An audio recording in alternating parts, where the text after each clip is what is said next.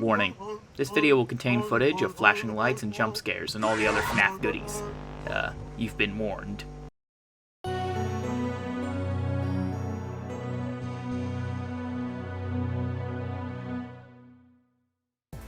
Five Nights at Freddy's is a franchise that has proven itself capable of providing some truly insane diversity in the type of games it can offer. One game might be a sit-and-survive horror game, the next a full-blown RPG, then a side-scroller beat-em-up, a fully explorable open world, and perhaps most interestingly, a VR adaptation of a bunch of the best hits from the first half of the franchise. This is what Steel Wool Studios set out to provide with Five Nights at Freddy's VR, Help Wanted. And in today's brief retrospective, I intend to take a look into this game and find out what all it has to offer. This was, for a while, the only mainline FNAF game I had never sat down and properly played. At the time it released, I wasn't really big on the franchise and had kind of fallen out of it, so to finally go back and give it a go was a blast. And I decided what better way to celebrate the upcoming movie than to finish off my incomplete list of completed FNAF games with Five Nights at Freddy's VR. FNAF has started to become a big part of my life again in a way it really hasn't been since 2016, 2017 or so, and it feels good to be back. And what better game to welcome me back than a completely normal and not at all suspicious recreation of some of the earlier games in VR, with some other fun mini-games inspired by that early era to boot. I'm sure this will all go swimmingly. Chapter 1. History. This game started when Scott Cawthon approached Steel Wool Studios to help him produce a VR recreation of the first FNAF game. However, he was so impressed with Steel Wool's demo that he decided to broaden the scope. This partnership, albeit with Steel Wool unnamed, was announced in 2018 on Scott's Steam thread. However, we would not hear of this game for some time later. Until, in 2019, Sony held a State of Play livestream, in which the first trailer dropped. The trailer showed some gameplay with various game modes and minigames, as well as confirming that content from all over the franchise would show up, with the exception of Simulator and only a brief look at some sister location and content. Overall, the trailer didn't show much, instead serving to confirm the involvement of Steel Wool Studios and the fact that the game was indeed well underway in development by this point. We also got the full title, Five Nights at Freddy's VR, Help Wanted. The announcement coming in a PlayStation Direct led to some worry that the game might be PlayStation exclusive, but this was thankfully not a concern, as the game would see a proper PC release day in date with the PlayStation version. The game was also available at PAX East a few days later after the announcement before it was fully released 2 months later.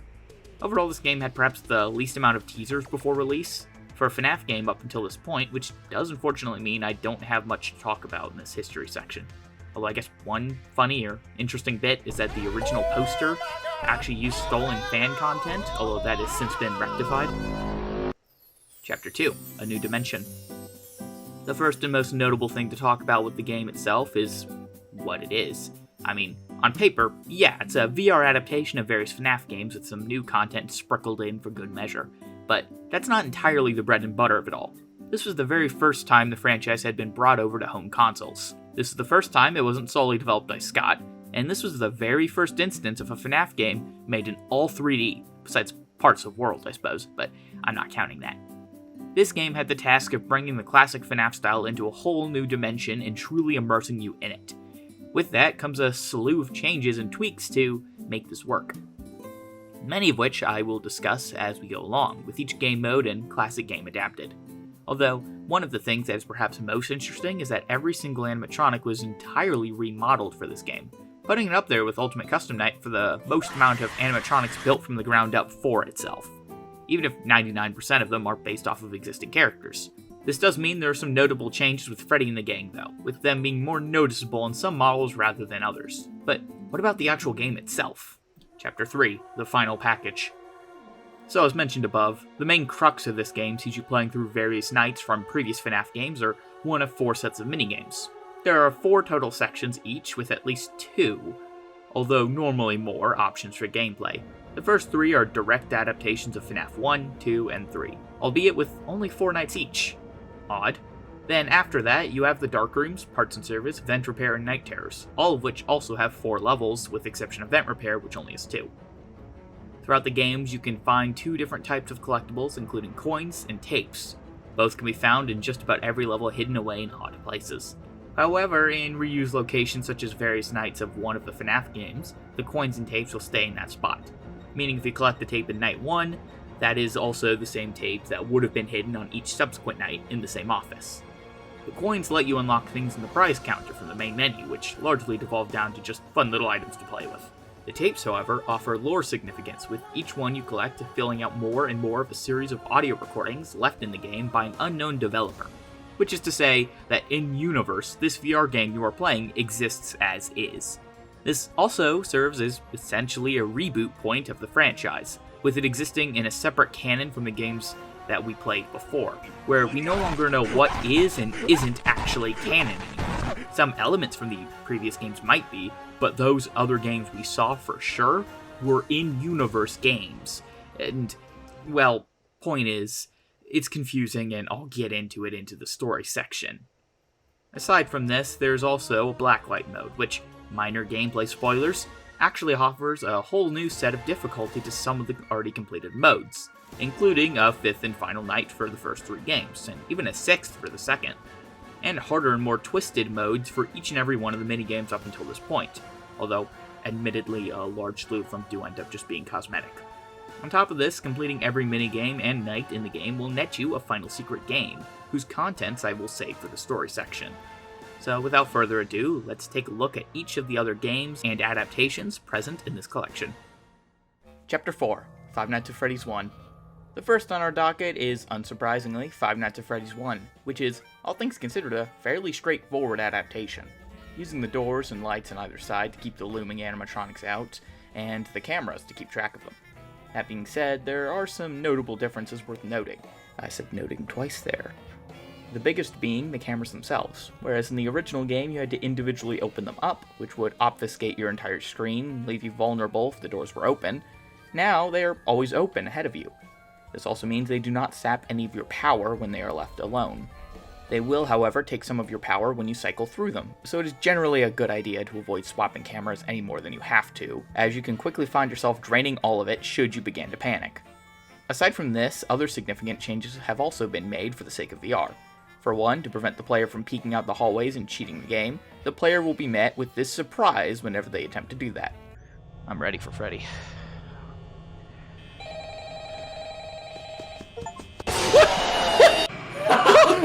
What? Already?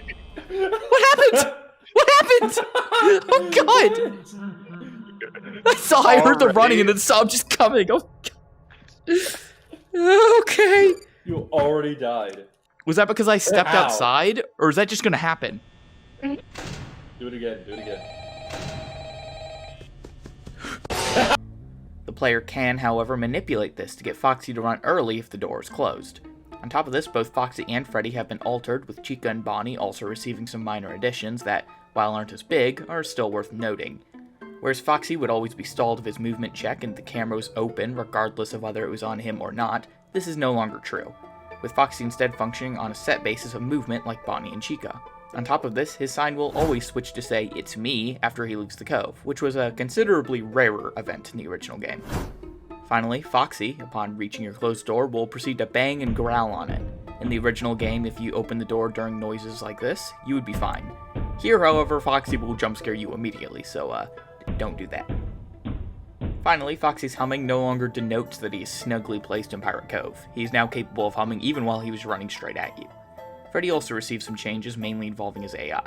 In FNAF 1, Freddy would become active in the later hours of a night. From here, he would always move forward on an internal countdown that uses some maths to combine his AI level with a set timer. After this timer expires, he would move to the next spot in his path. It was, however, possible to stall him in place if you were looking at the camera he was on. This means it's impossible to stop him, just slow him down. At least until we get to camera 4B. From here, he can fail his movement check if you are looking at him, and he will never go back a cam, staying here and being a constant thorn in your side until the game ends. Essentially, Freddy is built to be really unfair to fight and harder difficulties. In this game, however, he functions a bit differently.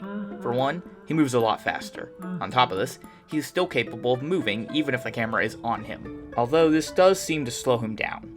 Finally, upon reaching your door, Freddy will actually come right up to it, which he wouldn't do in the original game. From here, he will stay at your door until the end of the night, never moving away from the spot, so basically forcing you to keep the door shut.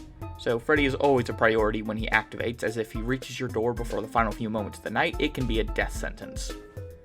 At least he still laughs every time he moves on a set path, so even if you don't see him on camera, it's still possible to memorize his route and where he is by keeping track of his laughter. Aside from these two, Chica is now capable of teleporting around like Bonnie, who was the only one capable of this in the original game, and all animatronics get a movement check at 16-second intervals, meaning that unlike the original game, they are all in sync, or at least at first, but with the random nature to their checks going through in earlier nights, this will not last. Bonnie and Chica have both gained the ability to slowly turn to face you if your light is on and the doors open as they pass you by. It's not guaranteed, but generally if you hear footsteps to your side, it might be best to avoid using your lights until you can be sure they are at their camera position. Perhaps the biggest change, however, is that you can now turn off the fan.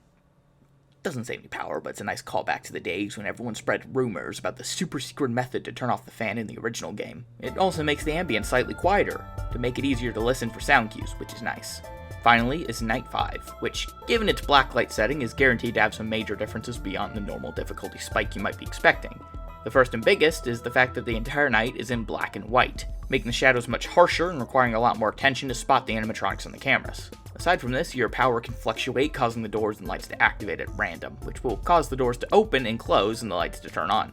In earlier patches, this could instantly get you killed by Foxy or Freddy, but this has since been patched, so it should no longer happen, should either of them be close. Generally speaking, the biggest worry this night is your power, so many people rely on following Freddy across his cams when he laughs and keeping an eye on Bonnie and Chica, as well as keeping track of when Foxy runs, which seems to be around 2 AM and late 4 AM. Although he goes from his cove to your office so fast, you're better off shutting your door in advance by a little bit, assuming you have the power. Finally, it is basically impossible to stop Freddy from reaching your door. In this night, the best you can do is postpone it as late as possible to around 4 AM. From there, just keep your right door shut all night and transition all focus on Foxy and Bonnie. The adaptation of the first FNAF game to VR is honestly incredible. From the ambience being perfectly recaptured in full 3D, to the genuinely off-putting visuals of actually seeing these lumbering beasts moving around the location either on camera or in person. You really get a sense of the scale of these big beasties, and it goes a long way to build a sense of tension and immersion when playing. On top of all the fun interactables in the office offer you something to fiddle with in the earlier, slower nights, and the collectibles offer something to keep an eye out for, which is also nice. There are a total of 3 coins and 1 tape found in this office. With the really great adaptation on display here, I have a lot of excitement and faith to see how the other games and game modes play going forward. But before we jump into FNAF 2, why don't we take a detour to Chapter 5, Dark Rooms. Adapted from the Plush Trap pre-night minigames found in Five Nights at Freddy's 4, the Dark Rooms start us off with a direct adaptation of that minigame with Plush Trap himself. Basically, Plush Trap can move while your flashlight is off, and he will go from spot to spot around the hall. Your goal is to play red light, green light, and stop him right as he lands on the X in front of you. You don't, however, want to let him get any closer, or he will jump scare you. On top of that, you are on a time limit, and each time you flash him in the wrong spot, he will reset his movement countdown. So a mix of audio cues and patience is required to get him where you want overall. It's a fairly simple recreation, but the immersion of being in VR does add to the tension. But that's kind of true for everything in this game, so I'll try to restrain from saying that for further everything in this game.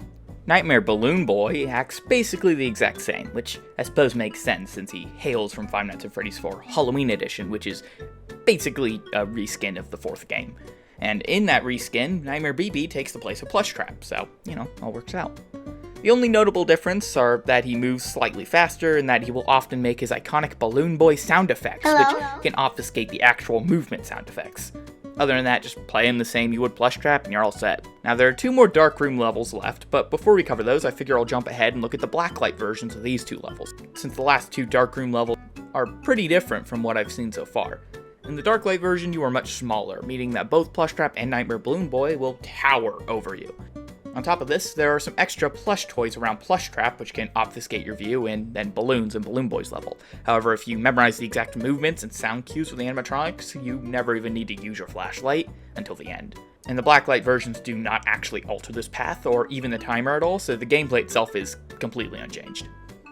Next is the Plush Baby level, one that I was very glad to find is infamous for its difficulty. The reason this made me so happy is because I was worried I was just shit at it. I mean, I am, but, small victories and all that. The premise here sees you again seated in a single location with nothing but a flashlight. Where this differs from the Plush Trap Wombo combo we just did is that you must use your flashlight to flash any of the little plush babes you see before they kill you. Now, there are 3 in total, and they can appear in various random spots around the room, sometimes even hiding. If you flash them or hold your flashlight on them for long enough, they'll disappear. Sounds easy, right? Well, the issue starts in how many potential spawn points there are, as well as the fact your flashlight has a very limited battery. It can recharge, but at the rate it does, and the punishment should you run out, you are basically forced to play this game with 1 quick tap flashes and nothing more. If you run out, the batteries on the flashlight will switch from green to blue, and you will be unable to use the light at all until it recharges to at least 5 bars. This is a death sentence if this happens to you, so at that point you might as well give up. You repeat this until the night ends and reaches 6 a.m.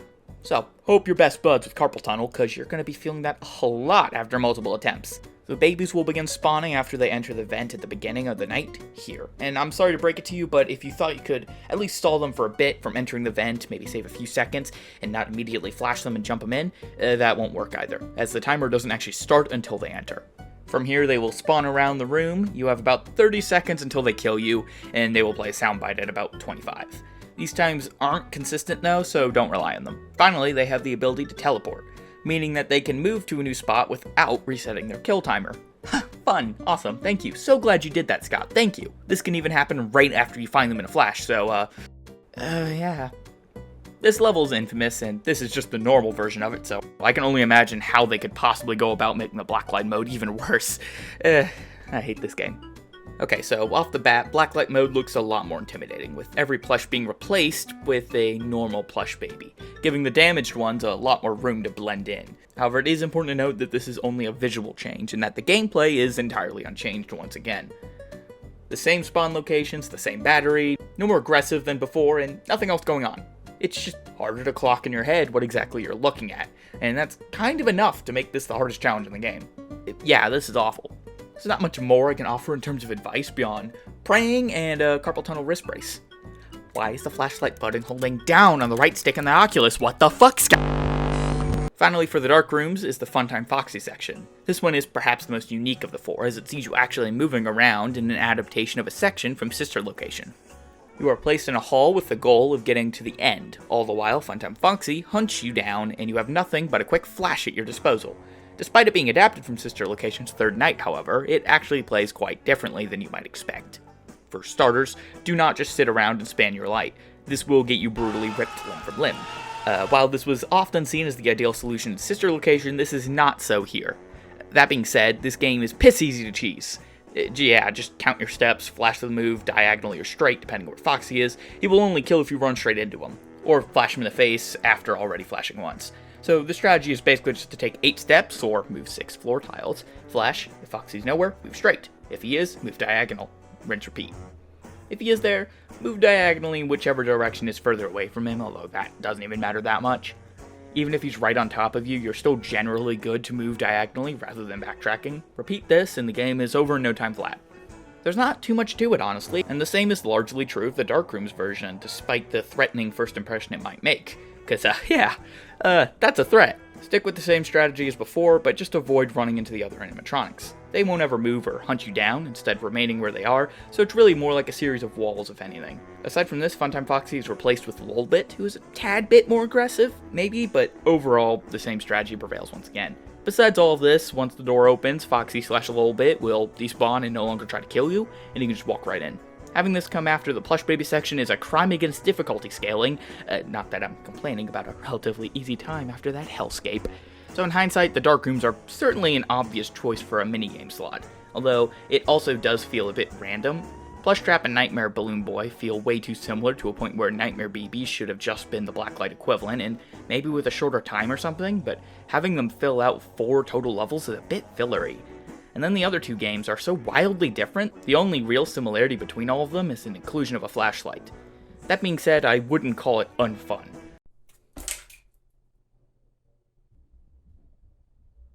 All of them build up some fun tension, and seeing Plush Trap in VR is nice, considering FNAF 4 didn't make the cut in base form. From here, however, we move back into the main game adaptations with Chapter 6, Five Nights at Freddy's 2.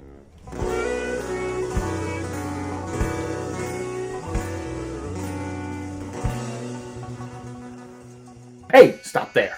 Before we continue with the video, because we're only halfway through, so do not click off, I just wanted to mention that this video is brought to you by... No one. Do you think I can... Do you think I get sponsors? I have less than 1,000 subscribers. No, God no. But it is brought to you by... To editing me, make it look really pretty so they click on it. Flip on the Galactic Guitars, a little animation I made, a while back that should have released last month by the time you're watching this, although by the time I'm filming this, it should release next month. Timelines. Basically, if you want to support the channel at all, on top of, doing what the little hello neighbor there in the corner is telling you to do, go check it out. I'll put a little iCard up here as well as one at the end of the video, so you can go click on it after watching this. Consider it, maybe just. Please, I'm desperate. Anyway, now that I've convinced you to check out my filth, goodbye!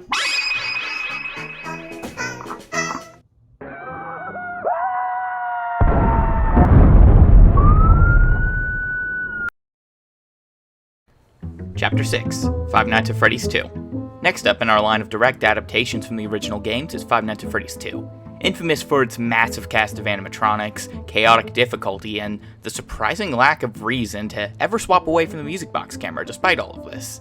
Adapting this game to VR in any sense was always going to be a challenge, so how do they pull it off here? And where do the differences lie from the original game? Well, straight off the bat, the cameras are once again always on and present.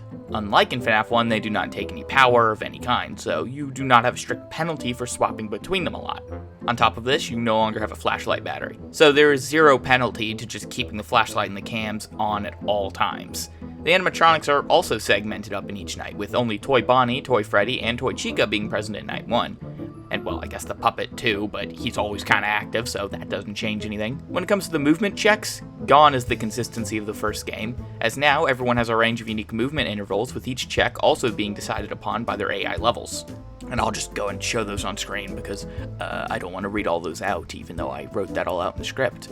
I don't know why I did that. That's a lot. Once the time's been decided at the beginning of the game, the animatronics will wait until their moment comes, at which point they will then attempt to move at every second within this interval. If they fail to do so, they will continue to try and move for each second after the interval ends until succeeds. For instance, if Bonnie tries and fails to move in the 10-second interval, he will continue trying until it succeeds, meaning he could go well beyond to 30 seconds and finally move at 40 until it finally succeeds. Complicated tech stuff. In this game, the music box is also rather different, with the winding down a lot slower. This also means it winds up a lot slower. As such, you will spend a lot more time in this camera if it is low. Beyond this, the mask is largely unchanged. The camera switched to static while wearing it, and you cannot flash the lights if it is on. Use it to get rid of all animatronics besides Withered Foxy. Beyond this, Toy Freddy functions a bit differently from his Click Team counterpart. Here, he will step into your office before killing you, giving you little warning and no sound cue, and a very short amount of time to react. Put your mask on quickly to ward him off, or else it will kill you. Since there is no flashlight battery in this, your best bet is just keeping the hall light on at all times, so you have ample time seeing him coming. Don't panic if he's just chilling in one of his two spots in the hall though. He's just getting ready and cannot actually kill you yet. Despite there being no batteries, Balloon Boy will still deactivate your lights, so keep track of him. Mangle will no longer make any noise when she's in the vent, so keep an eye out for him, as she can sneak up on you with ease. Just put on the mask to ward him off and keep an eye out should she return. It's also worth noting that Mangle can attack you from the hallway, so be prepared to put on the mask should he make an attempt. This is different to how she acted in FNAF 2, where there he would make his signature police radio chatter even from the vent. He will still make the generic vent thumping noises as she progresses through them, however. Thankfully, Balloon Boy still makes his sound cues whenever he moves, similar to Freddy in FNAF 1. Not so thankfully, he's capable of backtracking, so counting his sound cues is largely useless. Now, the biggest change / omission these first 5 nights is that of the Wizards. They are missing, except for Foxy. Hell, in the original version of the game, even he was just replaced by the FNAF 1 Foxy as a placeholder. Withered Chica, Bonnie, and Freddy are nowhere to be seen in this version. That is until Withered mode. FNAF 2 differs from the first and third in that it sports 2 blacklight levels rather than just 1. One being the straightforward Night 5, and the other being dubbed Withered mode. Night 5 introduces the brand new blacklight aesthetic, which makes it much harder to see what's coming. Flashing lights adorn the office, and everything is discolored and weird. On top of this, the animatronic AI is at its hardest here, with Foxy showing up at 12 AM. Despite this, there are no major gameplay changes, unlike FNAF 1, which had the occasional slamming doors on top of its black and white filter. Withered mode, on the other hand, changes quite a bit. For starters, there's a difficulty toggle: easy, normal, and danger. All of which do what they say in the tin. It doesn't matter which one you complete, you get the win and the same reward either way. Upon entering the night, your vision will immediately be impaired. Everything's much darker with a pinkish tint over the screen, and as the name might imply, the withered animatronics are back. Bonnie, Chica, and Freddy, all of whom act pretty much identically to their original counterparts, which is interesting, as Chica and Bonnie do not show up in the vent from the office, instead skipping that and appearing right in front of you. Withered Bonnie can also attack from the hall, and Withered Freddy acts the exact same way as Toy Freddy does. On top of all this, the music box will wind down super fast, so you're constantly going to be under siege from these animatronic a-holes. Point being made, this level's hard. Although it's interesting to note that this level was not in the release version of the game, and was instead added in later on. This explains why it is the only appearance of 3 animatronics, as well as the unique difficulty toggle that isn't seen anywhere else in the game. It's also the only level that isn't required to beat to unlock the final level of the game. FNAF 2's adaptation is done pretty well, but I would be lying if I didn't say I missed the challenge. Yeah, Withered Mode offers that, but the rest is actually a lot easier than the original game, and I would argue the second easiest of the core games in this package. I mean, of 3 doesn't sound impressive, but that's just because FNAF 3 is also piss easy in this game. But spoilers, IG. The challenge tends to come more from my VR hand clipping through the button of the music box rather than the actual gameplay. Stuff like the infinite battery life goes a long way in making it this way, as you no longer feel anywhere near as trapped as you might have otherwise. Balloon Boy is the only thing that can take away your lights, and he's easier to get rid of than ever since you just pop on the mask and he waddles away immediately. In the original, he would sit there for a bit, forcing you to sacrifice time to get rid of him, like the other vent animatronics. That being said, what this remake does right, it does right. The animatronics moving in the halls is really awesome and intimidating, and when they get into your office and are standing right in front of you, it looks genuinely terrifying. The first time I saw Toy Freddy step into my office having to lean down just to fit in, I about screamed. It's a really cool spectacle, but sadly that's all it really manages to be for me. Overall, I think it's a really good time and something I'm glad we got, but if I'm in the mood to play FNAF 2, I'm probably more likely to boot up the original over this. Chapter 7, Parts and Service. Next up on our docket is another set of minigames, this time being the Parts and Service minigames, perhaps the most iconic ones for FNAF VR, which makes sense as they are wholly original to this game, or at least they appeared here first, although I suppose Security Breach and probably VR 2 when that comes out will also sport these. Despite that, these are great short experiences built from the ground up for VR. The core premise being that you are a repairman. All you have to do is follow the exact instructions down to the T to take apart and repair these animatronics. Firmly grip Bonnie's left eye and carefully remove it from its socket. What? No. He said left eye, didn't he? How is this right? Wait, is it like fucking Operation where you can't? Oh, his left. God damn it. Lots of tense moments where you have to be very specific and quick to get something done across the 4 base levels. The first of these being Bonnie. Bonnie immediately throws you a curveball with you having to remove both eyes in a specific order. The thing is, he'll refer to them by Bonnie's left or right, not yours. Already, this sets up the kind of things to watch out for. Beyond that, however, it's fairly straightforward. Minor jump scare here when you open up his face in a section where it would really suck to be tone deaf, and boom, Bob's your uncle. Then just reverse the steps with the eyes and close the face back up. The blacklight version of this level is the exact same, save for some distorted lighting and the music, which serves to distract you from the final step with the guitar. Steps remain unchanged, however. Next is Chica. Remove the 3 pizza slices stuck to her and open up her beak. A bunch of bugs will come out that, yes, you can eat. Activate the chemi spray to kill the remaining bugs and put the arm and cupcake back on.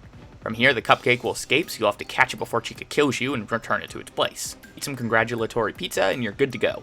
The blacklight version sees you surrounded by a horde of giant roaches and your vision is almost entirely black. Nightmare Cupcake replaces the normal cupcake, but beyond that, there are no gameplay changes. Chase down the cupcake and you're good to go. Freddy takes center stage next, and oh. That's a hat. Remove the hat, and make sure you carefully place it in the bin beside you. Open up his chest and grab the watch. Okay. And music box. Put the music box on your left and on a distinct spot. You'll need it later. Press the red button in his chest and that's a shoe. Yep. Grab the shoe. Yeah, grab the shoe. There's a shoe in there. Why is there a shoe in there?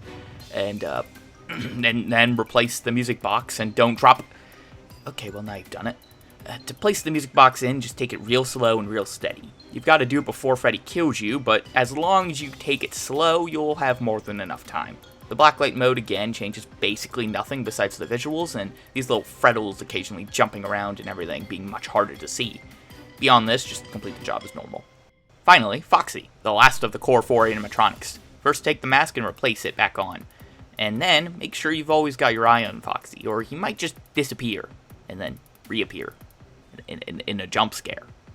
Because you know he's gonna run away and then run back at you and kill you. You get the idea. From here, match these fuses. Don't place it in if Foxy's moving that limb, and just match them all up. This level's largely just matching these, so if you can do that, you're all set. And to be honest, you don't even need to be that worried about keeping your eye on him. He'll really only teleport away if you look in the complete opposite direction of him. Finally, pick up the yellow eye and put it into Foxy, and boom, you're good. Blacklight is largely the same once again, but the fuses will flash different colors. They always return to the original, but it just serves to trip you up. And beyond that, I believe all the drawers are randomized, so whatever number the hand unit tells you to go to, don't listen to that, just kind of search around until you find the right drawer. Beyond this, you're playing in hell. That's cool, I guess.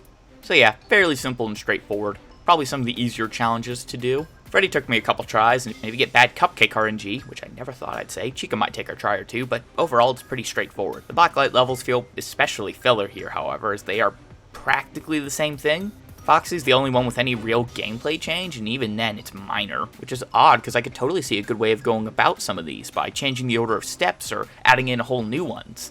That might not be too much harder, but it'd at least be different. Despite that, these levels set out what they intend to do. Offer a quick bite-sized VR experience unique to this game. In fact, these work pretty well as a tutorial of sorts for people new to VR in general, given the fairly laid-back pace of the first level. Chapter 8, Five Nights at Freddy's 3. Five Nights at Freddy's 3, also known as the one with the funny jump scare. Honka honka! Already, this is a very faithful adaptation. The biggest change comes from what we at this point expect. The monitors are always open, although only one of the two can actually be on at once, that being the main cams or the vent cams. Swapping to one makes the other go static and vice versa. To our left is the reboot panel, which is very possible to fat finger, but overall functions about the same. It looks like we've moved over to the far right side of the room, right by the massive gaping vent, which is horrifying, and the cameras have a lot less static on them than the ones in the original game, making it much easier to find Springtrap on there, which does remove a bit of the hide-and-seek part of the original game, but, I mean, that might be a positive.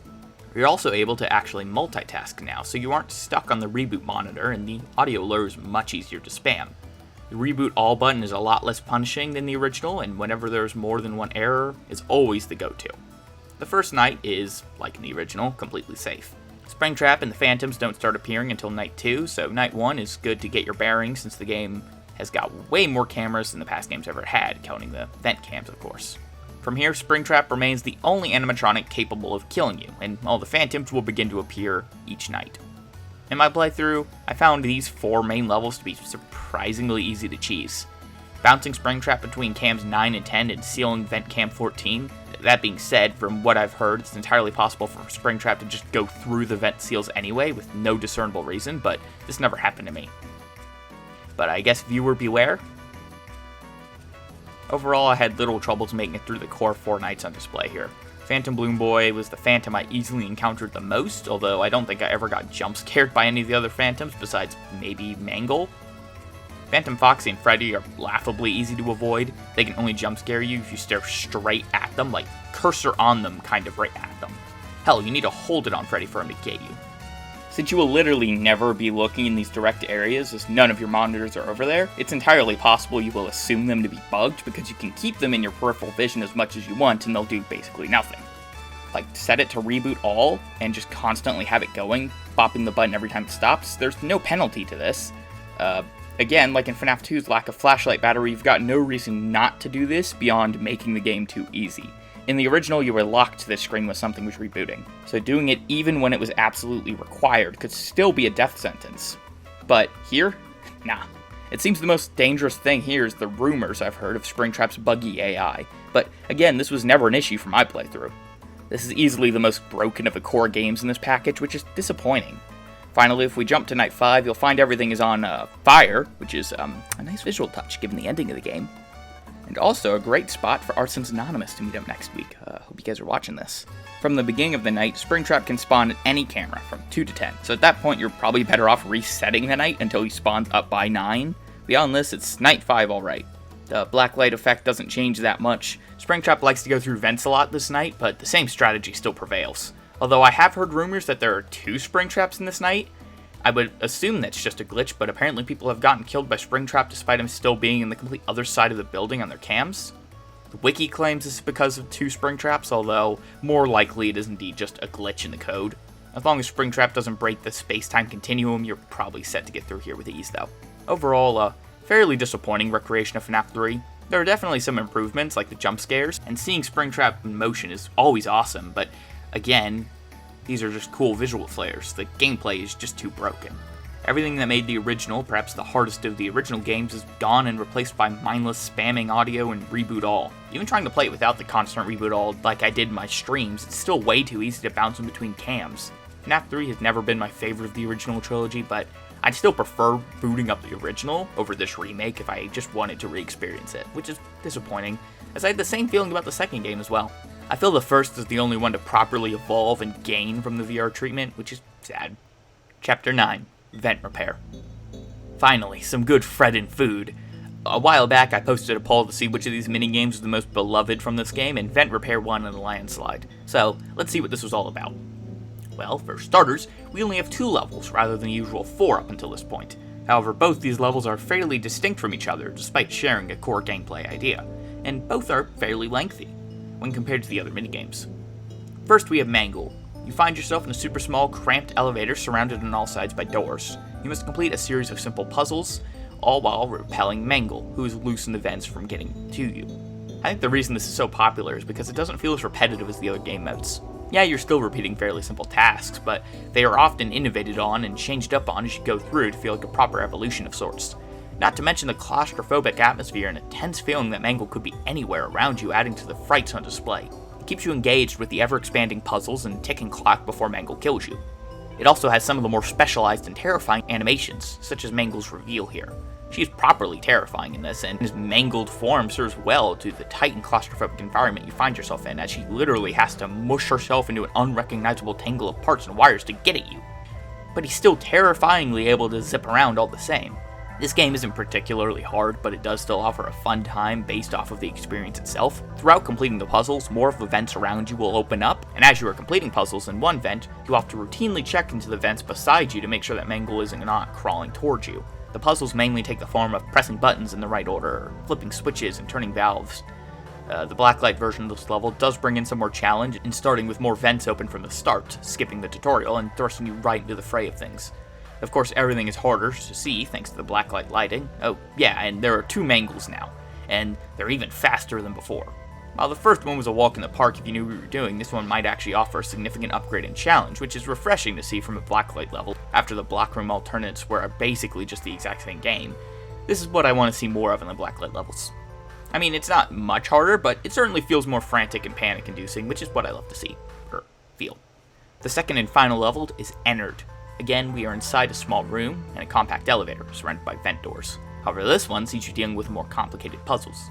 Here, you just need to complete the puzzles quickly before Ennard gets tired of waiting and rips your lungs out. First, you have wires. Line each wire up with a fuse box. Pretty simple, but get you used to the more thinky-like puzzles you'll be doing here rather than the direct press what you're told to from the Mangle one. This is then expanded upon in a larger room with flashing lights and darkness. This time, Ennard is also able to get you, but you've got about a minute or so before he will kill you, so you've got some leeway time. After a quick fake-out jump scare, you descend further into the gear puzzle. Just line up the correctly sized gears to their spots. Some of these might require you remove and replace gears at random intervals to get around, however, creating a tense time where you have to figure things out. Next, we descend deeper into the boiler room puzzles. These are probably the easiest ones here. Rotate the pipes so they line up with each other and create a constant line. A fairly straightforward concept. And finally, you get to light up Ennard, returning him to the ash from whence he came. Even though he didn't come from ash, but whatever, it was a cool line, you get what I'm saying.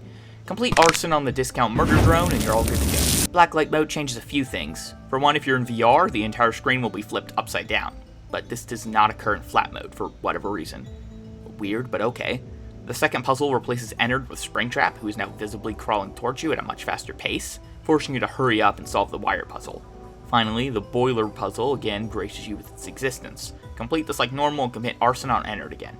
Overall, while I didn't go on for quite as long with these puzzles as I had with some of the others, I really enjoyed these.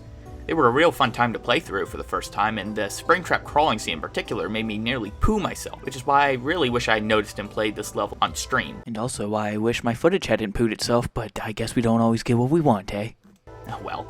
These take great advantage of the mashup and VR stylings of this game to offer a new and unique experience that never overstays its welcome. At only 2 levels with associated blacklight variants, these are a blast and possibly the highlight of the game. A great time all around. Chapter 10. Night Terrors. Next up is Night Terrors, which is, just FNAF 4? Well, while it might look like that on the surface, no, it's actually not. Although it does get pretty darn close at points, and is probably the closest we will get, as I doubt they'll adapt it fully in Help Wanted 2. This reuses the bedroom from FNAF 4 and elements of the gameplay, but changes up things enough to feel unique in each of its 4 level offerings. The first is Funtime Freddy, a fairly simple recreation of elements from FNAF 4, but with Funtime Freddy for some reason. You don't have to worry about the bed here, however, so just bounce between the doors and treat them the same as you would in FNAF 4. You won't enter the closet until around 4 AM, so you've got time to adjust. If you hear breathing at the door, don't flash your light and close the door. But if you don't hear breathing, flash your light and rush over to the other door. Rinse repeat until 4 AM. From here, just add the closet into the mix. Close the door to stop them from getting in and return to the doors. You can only get into the closet once from what I've seen, so it's not really that much of a worry. Bonnet can occasionally show up in the room and jump scare you. She won't kill you, but can serve as a distraction, so just flash her if you see her in the drawers or in the room and she'll sod right off. Now, the blacklight levels in Night Terrors are a bit, different than what you might expect, so we'll come back to those, or rather that, later. For now, let's move on to level 2, Nightmarion. Here you've got a similar setup to Funtime Freddy. You're in the bedroom, watch the doors, yada yada. The big difference is Nightmarion himself. For one, his tentacles will now come out of under the bed, the closet, and a big hole in the ceiling. Flash your light on them to make them go away. The Nightmarion himself will come for you down the halls. You can see his eyes when he's still making his way down, just close the doors when he's there and he'll leave. Rinse, repeat, boom, builds your Binkle? Bunkle? I don't know. There aren't any big change-ups throughout the night, and it remains fairly consistent throughout, so as long as you can get a consistent strategy down, you should be able to get through this fairly simply. Spaghetti man!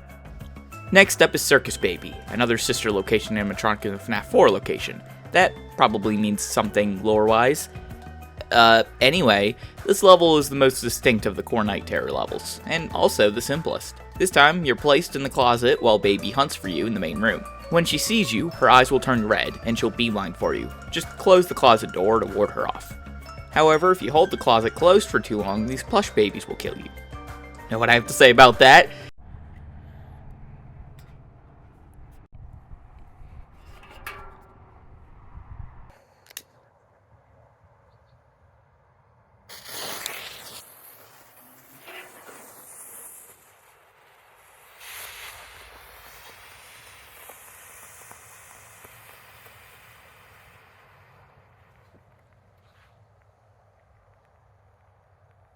I didn't think it would actually burn her.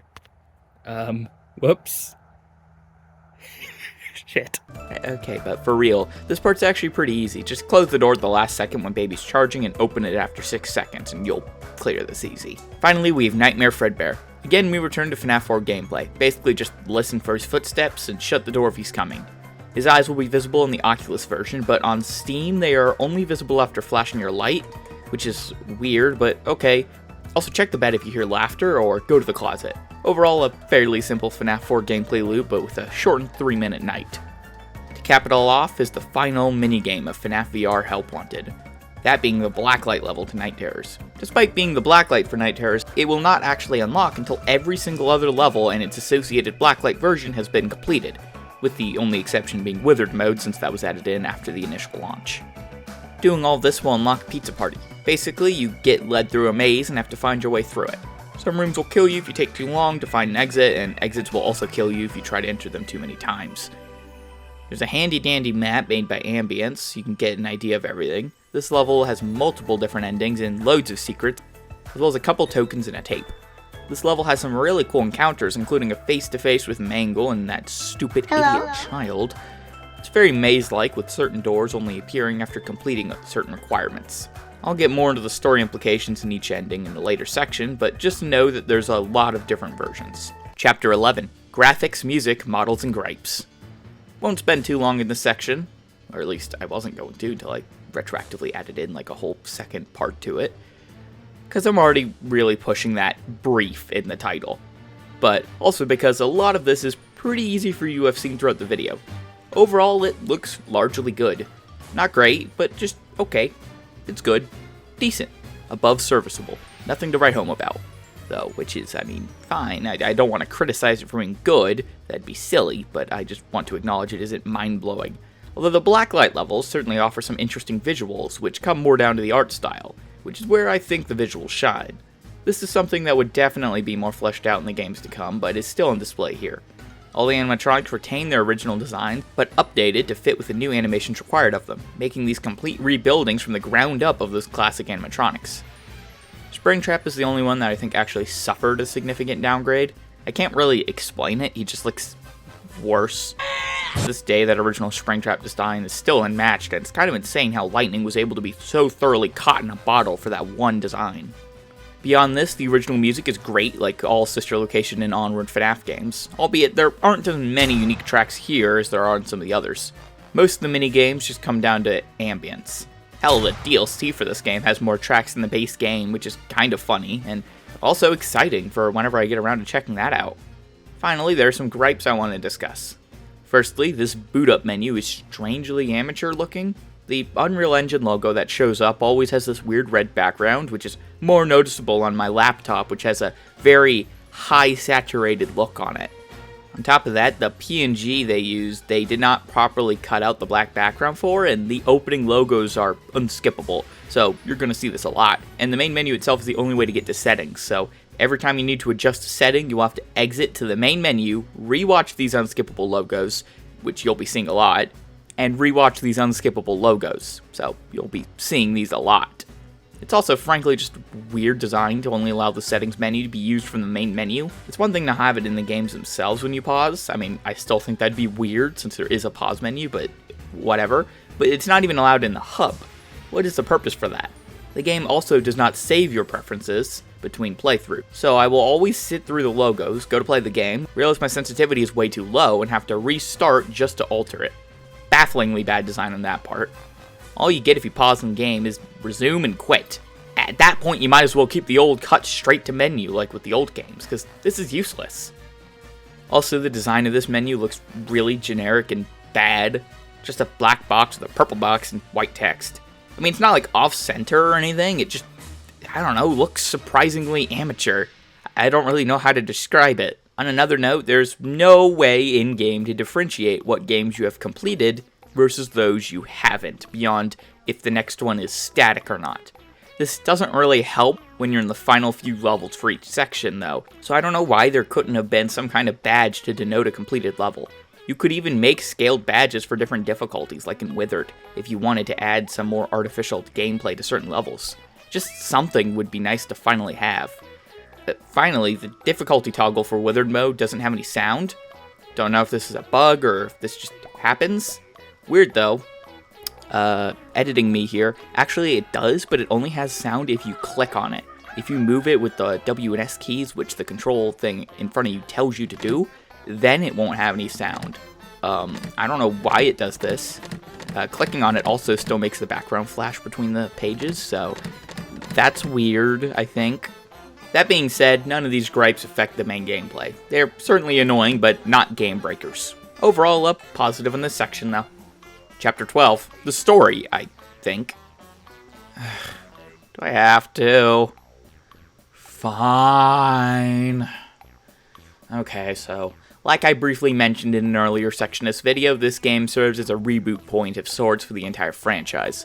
The opening cinematic explains that every previous FNAF game, sans maybe FNAF World, which is never directly referenced, was actually a video game that exists in-universe. So, basically, the exact games we have were indie games created in this universe by Scott Cawthon as well, with all the same lore and junk in them. The only difference in this universe is that Fazbear Entertainment was indeed real, and certain events from those games had apparently happened in universe. We just don't know what, or how many, or even if any of them did happen, you know? For what it's worth, it looks like they're sort of walking this back as a complete reboot, as later games set in this continuity have further established more and more elements of the original series as being real. The only real takeaway is that FNAF VR and beyond is not canon to FNAF 1 through Ultimate Custom Night. However, FNAF 1 and through Ultimate Custom Night might be canon to FNAF VR onward. Yeah, have fun wrapping your mind around that one, because I know I haven't. In the general speaking of this game, however, the implication is still very much so that of soft reboot, regardless of how this has been acknowledged in future games. This gets even more complicated when I add to the fact that FNAF VR also acts as a video game in-universe. It is a real-life, fictional VR game made by Fazbear Entertainment based off of the old, fictional indie games that exist in our world and have their own interconnected reality, but are not canon to this reality beyond existing within this reality as a fictitious set of video games. Inside a fictitious video game that is canon. Are you confused yet? But either way, it's based off these old indie games in the universe, with there being multiple references to the developers, specifically leaving artifacts behind in the game for the player, which we'll get to. So, what else does this game offer in place of the original lore? Well, for starters, every so often you'll see this strange glitchy version of a familiar-looking yellow bunny dubbed Glitch Trap by the fanbase. He doesn't really do anything, he just kind of sits there and waves you sometimes. Or do this. In fact, if you progress through a certain aspect of the game, he will continue to get closer and closer to you. But put a pin in that for now, as we'll get more context after we talk about the biggest source of lore in this game. The hidden tapes. These are hidden collectibles that can be found throughout the game and can be listened to in order to formulate a complete story. The tapes, as read by the affectionately dubbed Tape Girl, very creative guys, explain how this game is infected with some kind of malicious code, a virus of some sort. She hid these tapes in the game out of order in hopes that the beta testers would find it before the game was publicly released. It was recorded as both a form of documentation for the development of the game, referencing some of the names we FNAF fans have become so accustomed to jotting down in our little theory journals, but also a warning. Now, she specifically says that the tapes may not be in order, so rather than breaking down everything she says in order, I'll sort of break them up into bullet points for different points of interest. In tape 13, she mentions receiving emails from Fazbear Entertainment that she probably wasn't supposed to see. While this VR game was intended to be damage control after a rogue indie developer made the previously mentioned games, apparently Fazbear Entertainment had paid the developer to create them, essentially saying that everything in the original games was all an elaborate cover-up. I don't know why you'd make an elaborate cover-up that is so damning and bad when you could make an elaborate cover-up that's, makes you look good, but okay, Fazbear Entertainment, go off, I guess. In tape 7, Jeremy is mentioned as being a worker and beta tester for the studio. Whether this is the same Jeremy we knew is unknown. Apparently he's been having weird dreams that leave him pale and a deteriorating mental state, so it probably is, but And whenever he plays the game now, he just stands there as if he's talking to someone in it. Eventually in tape 8 we learn that Jeremy was fired, although Tape Girl theorizes it wasn't because of anything he did wrong, rather because of something he might have seen. After this, Tape Girl would take over as the beta tester. Tape 4 makes reference to a guillotine paper slicer, Jeremy, and small injuries from it seeming silly. This potentially hints to the fact that Jeremy hurt himself with it, maybe? Uh-oh. Tape 5 references an overnight break-in, with her theorizing that the client, who had sent them specific things to scan into the game, had broken in to steal them back again. She mentions that he started appearing after scanning some of the old circuit boards, hinting to Glitch Trap having been smuggled into the game through them. Eventually, we learn the studio is being shut down, but apparently not because the game is going way over budget, although it certainly is. After a while, Tape 2 shows that Tape Girl has found Glitch Trap. She mentions feeling like it was somehow alive and noticed what she was doing. In another tape, we learn the studio and the game are being bought out to finish development by a different studio. Tape Girl is leaving these tapes so the beta tester of the next company will find them. On Tape Girl's final day testing, she mentions the entity has disappeared, but in the files has somehow attached itself to her logs you've been collecting. As you've been collecting them in-game, you've been making him whole again. She tries to delete the logs, but cannot, and the entity is hiding inside them. She tries breaking the files into pieces and shatters the entity, but of course by rebuilding them, you are rebuilding him. Something confirmed in tape 15. Finally, we learn the entity is trying to escape. By collecting all of the tapes, you've given him an open passageway to do so. In tape 16, Tape Girl explains this, and that there might be a way to prevent him from taking you over. Let it begin to merge with you, and then flip the switch and reset the monitor. Reset the game and hopefully kill it. Or at least trap it. Again, that order is probably bungled. Again, the order of those tapes is almost certainly bungled, especially near the end where I kind of started listing stuff that exists in the tapes. I took the order from an upload by _scores reorganization of them, so thanks bud, go check him out. But these are at least the primary points of interest from the tapes themselves. I'm sure there's more deeper lore stuff that can be taken from them that I didn't pick up on, but you know, MatPat exists. But at least with them we have a clear idea of who exactly Glitchtrap is, or rather, what he is. A rogue virus in the code that may be more intelligent than previously expected. His goal is to somehow possess a player by merging with them after the tapes are all collected, and then escape back into the real world somehow. The rogue entity is William Afton, if the giant yellow bunny costume wasn't obvious. This is further cemented by the final minigame I had mentioned a while back. Pizza Party is a giant maze of locations that Glitchtrap will lead you through, until you finally find yourself backstage. He'll tell you to follow him up into the stage, and upon doing so, you will find yourself standing up there holding a microphone while Glitchtrap dances merrily around in front of you. A digital simulation of his killings. Trapping the children inside the suits, this is William Afton, through and through. Or the Mimic, but that's future game territory again, so forget about that for now. Anyway, the grand finale comes when Afton attempts to merge with you. If you flip the switch, press the Showtime button, and time your pressing of the kill switch on the side of the monitor to his eyes beginning to glow, you can prevent it, presumably locking him away and trapping him in a funny little plushie looking thing. Funny little plushie, look at this little thing, I hate it. If you fail, however, he merges with you, trapping you as the entity in the game, while he presumably replaces your consciousness in the real world somehow? Or maybe he's just getting into your head and joining you in there? Or, well, I'm not really sure. One thing we do have some form of evidence for, however, and this mainly comes from lore for the DLC, so I won't get into how we know this, just trust me that we do, is that in FNAF VR, we play as Vanessa. Yes, the white woman Vanessa. Presumably, this game is an origin story to her becoming Vanny. The theory is that Vanessa is somehow under his influence, that Vanny is Afton fully taking over her mind and body. But even when she's still herself, she communicates with him somehow in Security Breach and is helping him do his bidding.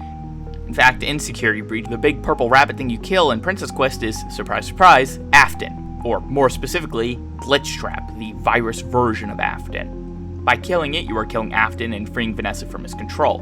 Or at least, that was the implication until Ruin, where we now have to factor the Mimic into all of this as a whole different story and stuff, so yeah, that's confusing.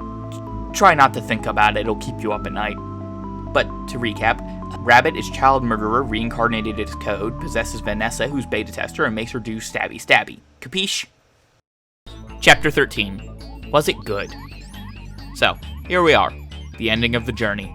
FNAF VR is a lot of firsts. The start of this new era of FNAF, the beginning of the new timeline, and the very first AAA Five Nights at Freddy's game made by Steelwool Studios. Acting as a celebration of the early parts of the franchise and a way to reintroduce the series' antagonist for the following games, while also setting up a new one. This story is a bit confusing, but I suppose that's commonplace for FNAF games at this point. The gameplay, however, is where I think it shines. The franchise is always one that has been screaming for a VR adaptation, with the simple sit-and-survive formula adapted over brilliantly with a few tweaks. While I think some of the original games trump their VR counterparts, I do think the first game is genuinely better here, and that the minigames are also a great time. And that's of course not to say that FNAF 2 and 3 are bad here. They still offer a fun time, especially in the harder difficulties. Beyond the direct adaptations, however, we also have various sets of minigames which are almost all great. I love the idea of parts and service and vent repair, and the dark rooms and night terrors have some really awesome moments from the franchise adapted as well. The blacklight levels give a whole new secondary side to the game and a more difficult challenge to some of the levels, and overall I think this is a great package. It certainly has its flaws, the aforementioned settings menu only being in the title screen, and the weird visual glitches, or, you know, the entirety of the plush baby level in blacklight mode. But, overall, I think the positives outperform the negatives. Or at least they do in my book. With the completion of this, I have officially beat every single FNAF game at some point or another, with the exception of World, and the other joke spinoffs. But I'll never have to worry about that, right? But anyway, with FNAF VR 2 hopefully releasing the day that I release this video, I will hopefully be streaming it, if not the day of, then day after. I think it comes out on a Thursday. I'll stream it on Friday if I can. So either check that out as an archived stream, or go watch it live tonight, or tomorrow night, or Saturday. I don't know. I don't plan these things. My VR streams don't tend to be very long, so it ought to be a fun, quick time to fully dive into the brand new FNAF content we're getting this year. I was originally going to have a whole section on further predictions for this game, sort of building off of the ideas I theorized in the Rune video and creating in my dream FNAF game video. So check that out if interested to see how wrong I probably was in my predictions/hopes, but I ultimately cut it from this video because, well, day and date with the launch of the actual game would be kind of silly to try and predict a game that's already out from your perspective. Beyond this, leave comments below. I want to get your thoughts on FNAF VR. What'd you like, love, or hate about the game? Also, correct me on the story section. I bet I was way off on some stuff in there. But anyway, for the final section, I wanted to turn the mic over to you guys. I did a community post a while back to get the community's thoughts over in the game. So if you'd like to be featured in my next video, be sure to check out my community tab the next time I'm working on a big retrospective. I'll be sure to ask. Anywho, Chapter 14, your thoughts. I've only got 2 comments today, and both are from the same person, so hey, if you want to leave your thoughts, I'd really appreciate it. Both these comments come from R17341. I like Help Wanted. The story was good and set up a good sequel, which Security Breach failed to do. Its recreation of the past FNAF is perfect, and even more scarier than the original. Lastly, it had a good doc that made the story better and the game scarier. What I dislike about Help Wanted is how they didn't have a Night 6 for any of the recreations. I don't like Jeremy's name being reused for a dead guy, and lastly, I dislike the creep jump scare. First of all, I do see where you're coming from with it setting up a sequel and that it very directly sets things up for Security Breach. It's kind of sad how quickly many of these elements were done away with in that game or just never acknowledged, but nonetheless, the setup for Vanny was interesting in this game and seemed like it really had potential to go places. On top of this, what you mentioned about the game being scarier in VR is undoubtedly true because, well, it's VR. A VR adaptation was long overdue, and I'm glad it was done in such a complete package. So I totally agree with you on that front, even if I can't deny being a little disappointed by some of the actual games in this package. Not sure what you mean by doc, but I imagine you just mean planning out everything in advance, which, yeah, for as messy as the lore gets from here, with the very clear retcons, the game at least here feels like it knows exactly what it's setting up. As for missing the Night 6s, I do agree that would be cool, but overall I don't think it was really needed. They basically hit their stride with their difficulties for the 5th nights in each game, so a 6th or custom night implementation would probably just have come off as filling out more content for the sake of it. So this may be a rare point where I'm actually somewhat thankful for the lack of them. Given each of these games still exists in their original form, I do feel it gives a good reason to return to those originals, so that it does not completely erase them, which is nice, regardless of whether that was the intention or not. Jeremy's name being reused is, lore stuff. From what I can tell, the incident of Jeremy hurting himself with a paper slicer was him attempting to commit Not Alive Anymore, to hopefully unsuccessful results. I'm not sure if it's meant to be the same Jeremy, or if some book lore contradicts that, so overall, I do think it was largely just an excuse to put a recognizable name in front of you, but it could have lore relevance. Again, fill me in. I'm not going to pretend to be a mastermind in that stuff. Finally, the creep jump scare. The what? I tried looking around, but I have to confess I have no clue what blood is on about here. Might have been a typo, but as of now I'm not entirely sure I understand, so comment below if I'm missing something obvious, which, to be fair, I usually am. But either way, thanks for the comment, R17341. Always great to hear from other people's thoughts on the games I cover, and I hope to get more of that in the future. Anyway, with all of that in tow, what were your thoughts on FNAF VR? And come to think of it, FNAF VR 2, which is out right now as of this video releasing. Let me know down below, and I might pick out some comments from here as well to feature my next video as well. I used as well twice there. That is I could probably rewrite that, but I'm like a sentence away from ending the video. So, I'm not going to do that. Oh yeah, and don't forget to subscribe or I'll show up to your house on an